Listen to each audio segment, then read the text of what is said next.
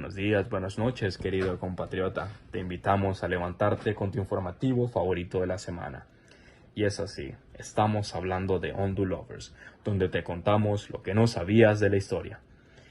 En esta ocasión, vamos a adentrarnos en las generalidades del modelo liberal. Pues bien, de acuerdo al sociólogo hondureño Mario Pozas, en este modelo existe un sector exportador que domina la economía de capital local y extranjera. El transporte y la comercialización están en manos del capital extranjero. Se construyen redes de transporte para el comercio exterior, mientras el resto de la economía continúa siendo tradicional y de subsistencia.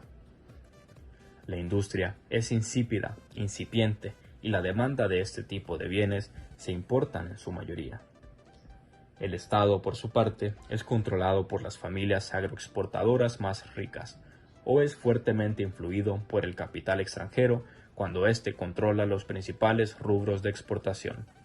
El estilo de ejercer el poder es caudillista, que quiere decir que brindan lealtad al líder o es caudillo más que a la institucionalidad. El papel que cumple el Estado es básicamente garantizar el orden y la disponibilidad de mano de obra. Sobre esta no existe ningún tipo de legislación social protectora contra los abusos de los empleadores. Es importante destacar que el objetivo fundamental de los reformadores liberales en Latinoamérica fue generar los recursos necesarios para el desarrollo capitalista y al mismo tiempo fortalecer o crear una clase capitalista agroexportadora nacional. Lo anterior, aprovechando la apertura del comercio internacional de la segunda mitad del siglo XIX, en merced al auge del mismo derivado de la segunda revolución industrial europea. Samper, en 1992, ha descrito para Centroamérica una serie de factores que explicarían los resultados diversos que las reformas liberales centradas en el café tuvieron y que pueden servirnos también para comprender la variabilidad de dichos resultados en la región.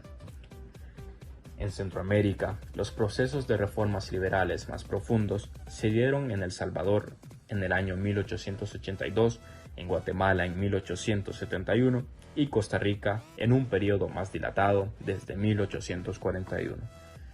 Corresponde a los dos primeros los mayores grados de explotación de su mano de obra y concentración de las tierras en pocas manos. Una serie de factores similares como hacer la atomización política, la dispersión de la población, la ausencia de vías de comunicación y por ende la desintegración territorial, dejando como saldo en Nicaragua y Honduras cruentas guerras civiles y el control extranjero de sus principales productos de exportación, es decir, la minería y el banano. Lo anterior ante la debilidad y desunión de sus élites políticas. Tal es el resultado que se relaciona con los siguientes factores herenciales coloniales: competencia con otros productos de exportación tradicionales, disponibilidad de mano de obra, fortaleza relativa de la élite liberal y existencia de tierras comunales, entre otras. La élite hondureña no controló este importante rubro de exportación con la carencia de capitales y tecnología, pero sobre todo por la esperanza de que, a cambio de las generosas concesiones otorgadas a las compañías extranjeras, éstas se comprometieron a construir importantes obras de infraestructura, puertas, muelles, líneas férreas, canalización de ríos, etc. Otros factores esencialmente geográficos hicieron atractiva la instalación de estas compañías, la calidad de las tierras y el clima de la costa norte.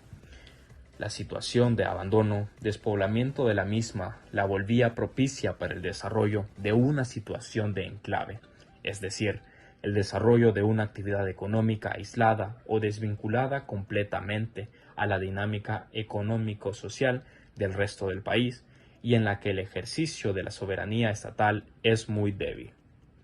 El último factor a considerar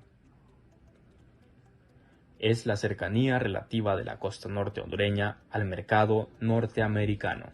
En cuanto a las principales consecuencias sociales de la inversión bananera en Honduras, tenemos la inmigración interna, centroamericana, china, árabe, judía y del Caribe.